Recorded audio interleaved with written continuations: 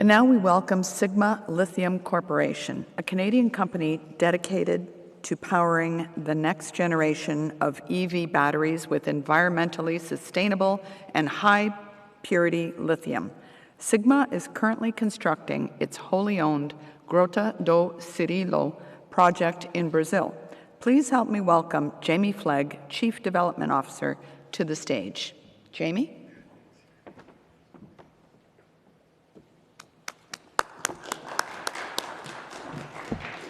Here's your clicker, okay? Thanks. Good afternoon.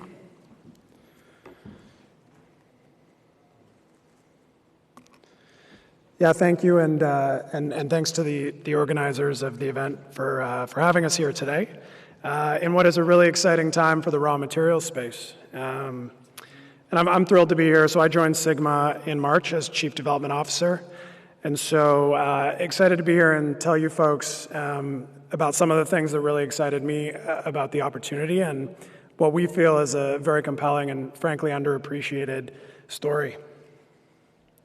I'll be making some forward-looking statements today. This deck will be available on our website. And so as mentioned earlier, the lithium market is in a really interesting place right now. On one hand, you've got this tremendous demand that's coming from the world transitioning from fossil fuels to electric. And on the other hand, you have supply where car factories, battery factories, and other widget factories can be built fairly quickly. But as we know, upstream, the raw material space is much more complex and much more time-consuming. And so you have this situation where there's simply not enough supply to meet the demand that's coming from the energy transition. And as a result, we're seeing steadily increasing prices, with most commentators projecting a supply-demand imbalance to continue through the decade. And the reason that's important for Sigma is we're uniquely positioned to capitalize on these market dynamics. We're one of a small handful of lithium projects which will go into production in the next year. Our Grota do Cirilo project in Brazil is fully funded and currently in construction. We expect to begin commissioning by year-end to produce a high-quality lithium spodumene concentrate product.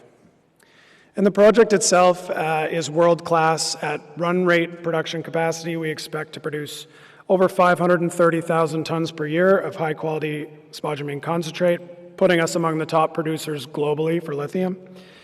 And in terms of quality, our product is extremely high quality, and this comes down to three factors. It's one of the highest grade hard rock lithium deposits in the world, extremely low impurities, and we have these large, coarse spodumene crystals. And so as a result, when our offtake partners do the conversion from our concentrate to the hydroxide chemical, which goes into the batteries, they can actually generate higher margins with our materials. And the proof is in the pudding when you consider our offtake agreement, which is in place with global leaders in the battery space, LG Energy. And finally, ESG has and continues to drive all business decisions at the company.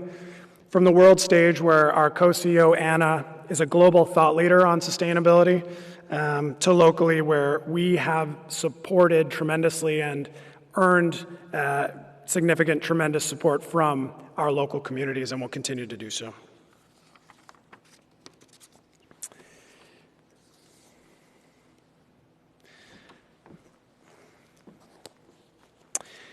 So just quickly by the numbers. So this was our latest catalyst. We put out our updated technical report in late May, and this includes our combined Phase 1 and Phase 2 economics. This report is available on CDO, and it includes a feasibility study for Phase 1 and a pre-feasibility study for Phase 2. And we were obviously very excited to get this update out because the economics are quite compelling. So as you can see, Phase 1, which is currently in construction, has Capex remaining of around $110 million US, and is expected to produce, along with Phase 2, an after-tax NPV of $5.1 billion US dollars, an IRR of almost 600%, an average free cash flow of almost $600 million US dollars. And so the robust economics are really a factor of a few things. One, extremely low capital intensity. Two, it's large scale. And three is the high margins. And so at $455 per ton, which is our all-in cost, including shipping to China, you can pretty much pick your spodumene concentrate price, and this project is going to generate tremendous margins. For our study, for pricing, we use a curve from Benchmark Minerals, which shakes out to a rough average price of $2,200 per ton. And I would compare this to current spot price, which, depending on the source, currently is around $6,000 per ton. And then finally, we just emphasize that, again, these numbers are just for phase 1 and phase 2, and the next major catalyst we have coming out is a resource update, which will include our phase 3 material, and we're really excited to get that out to the market.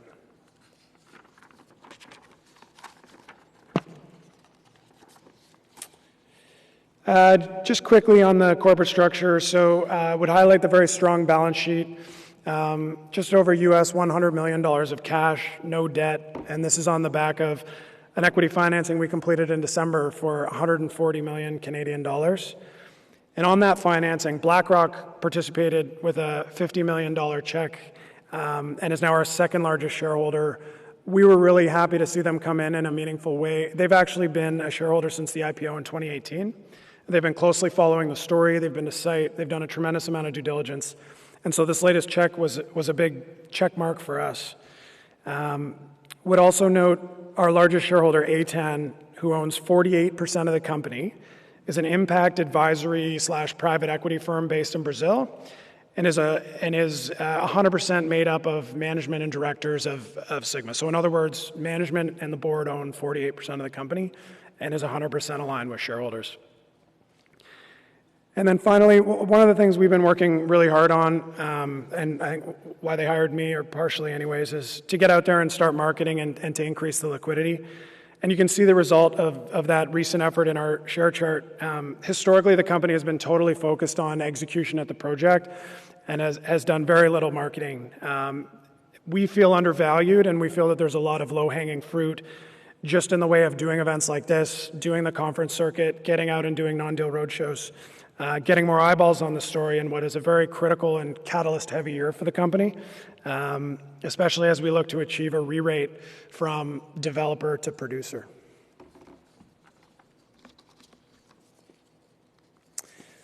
So the project itself is located in Minas Gerais, Brazil, which is one of the largest mining provinces in the world. And as a result, we have excellent access to infrastructure. So port nearby. We have access and license to water, which is non-potable, and we actually recycle almost 100% of it anyway, so we're almost water neutral. Renewable and cheap hydroelectric power, not dissimilar from Quebec, with transmission lines running right to the site. And site is about a 25-minute drive on paved road from the local town, which is a population of about 50,000 folks. So a really great place to be operating. And this is what we're building. As mentioned earlier, we're building this in a phased approach. So phase 1 is our Shusha deposit, which is currently in construction and is estimated to produce 270,000 tons per year of spodumene concentrate. Phase 2 is our Bajero deposit, which is anticipated to roughly double annual production to around combined over 430,000 tons per year. Or if you think in LCE terms, around 72,000 tons of LCE per year. And we just came out with the pre-feasibility study on phase 2. The plan would be to begin construction on phase 2 as early as late this year, but certainly next year, and to have production from phase 2 in 2024. And then finally, phase 3, which envisions the incorporation of just one of the multiple additional known deposits on the site. We're currently drilling what we call NDC, and so we expect to include an updated resource estimate shortly, or press release an updated resource estimate shortly, which will include this phase 3 material. We're really excited to get this out to the market. And just in terms of where we stack up visually, so on the left side you see us against producers. As we put phase 1 into production, we'll be one of the top producers of lithium globally, and will continue to be so once we get into phase 2, even when our peers are putting their expansion projects into place. So this is obviously the major catalyst for us, especially at these lithium prices, as we fast track towards cash flow. So construction is about 20% complete. this deck is, this slide is a few weeks old, so it's probably a little higher than that. As you can appreciate, it's being updated by the week. But construction is progressing very well, and what you can see here is essentially the run-of-mine pad, the foundations for the crusher, and then the foundations for the plant equipment starting to go in. And so next steps for the build are continuing with civil engineering and the electromechanical work, so actually starting to get the plant infrastructure up. At the deposit, next steps are pre-stripping and kicking off mining towards the end of the year so that we have the feedstock for the plant when it begins commissioning, again, anticipated at year end.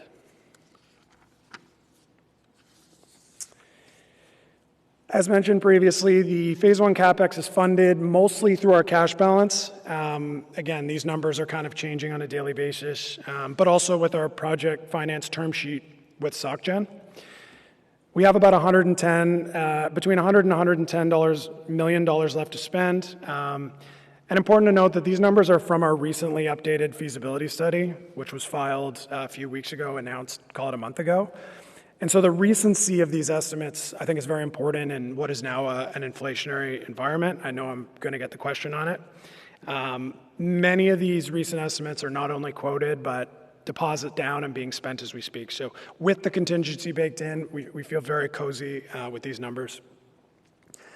And I guess we'd just highlight on this slide, when you compare our CapEx number again to the $5 billion NPV, this allows you to start wrap your head around the triple-digit IRR and the 3-month payback period. So the other critical aspect of our project to understand is the quality of the material, really important in the lithium space. As mentioned, we have one of the highest grade hard rock lithium projects in the world. We have extremely low impurities, and we show where we stack up on iron oxide content and mica versus some of our peers.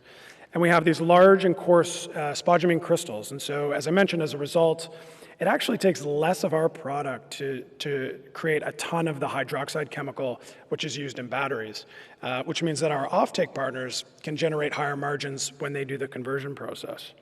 Also, due to the quality of our deposit, the process flow sheet is very straightforward. And so just by doing crushing and dense media separation, a little bit of optical sorting, it's all mechanical, we can generate 60 to 65% recoveries without having to use any flotation or harsh chemicals.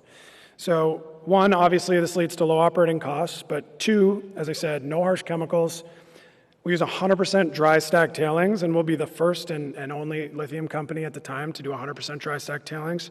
And so these things have material positive environmental implications, especially in Brazil, which has had a challenging history with tailings dams.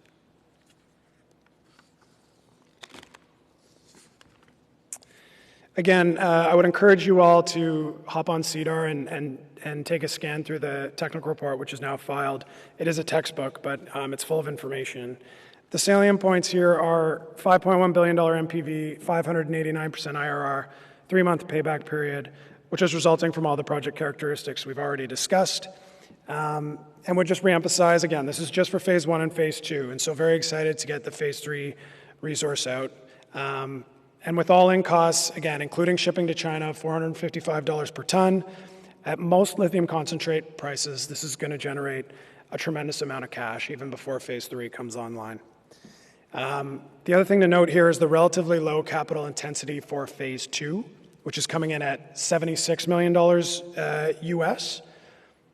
And part of the reason for that is that the Phase 2 line is partially subsidized by the Phase 1 build. So Phase 2 is essentially just a parallel line in the plant.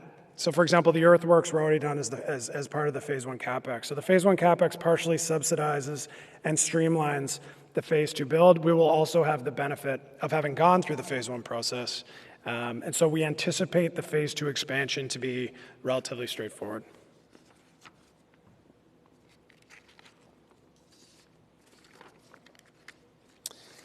And in terms of additional upside, Sigma has been totally focused historically, and rightfully so, on getting into production, but we do have a very large land package, so it's about 19,000 hectares, and across that property we have, I think it's about 200 known pegmatite occurrences, but there's also 9 known past producing mines on the property. And so currently 4 of those have been incorporated into the resource.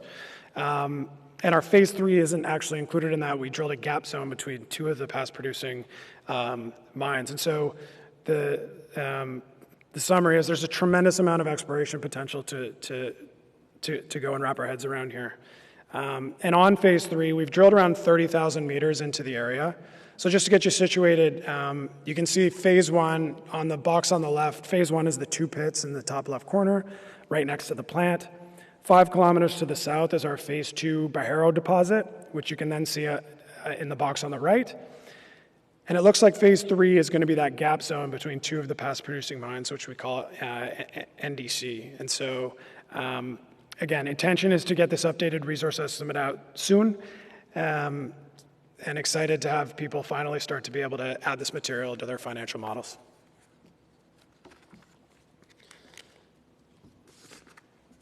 And finally, just reiterating, ESG for this company isn't just an afterthought. It's actually has and will continue to drive all business decisions since inception. And so our co-CEO, Anna, is truly a global thought leader on sustainability for what was a small cap lithium company at the time to be participating in COP25 and COP26 and United Nations dialogues on climate change is pretty remarkable and is a testament to her passion on the subject. More directly, we've sponsored really impactful programs for our local communities. This includes hiring over 70% of our workforce from local communities, sponsoring mining training programs so that folks can come home, get trained up, and go back to work, and providing food, water, and medical supplies for communities in need, especially through the COVID pandemic. And I don't think this commitment to ESG is evidenced any better than at the project itself. And so our plant, we call it our green tech plant. It's 100% powered by renewable hydroelectricity. We'll essentially recycle all of the water. It'll essentially be water neutral. As said, we use no hazardous chemicals. We'll be the only lithium project to use 100% dry stack tailings. And so, I think all these are really important factors and ultimately have resulted in where we are today, which is with a strong social license, an operating license, and heading into production in a very hot market. And so in conclusion, the world desperately needs more lithium, and clearly the prices are reflecting that. We're on track to deliver high-quality supply in the very near term. Our project is by most metrics world-class, and we're doing it in a responsible and sustainable way. And that's all I got. Happy to answer questions. I got 2 minutes. Any questions? Questions from the audience? All quiet on the western front. You can find me for a beer at 6 and we can chat. Absolutely. Thanks. Thank you so much.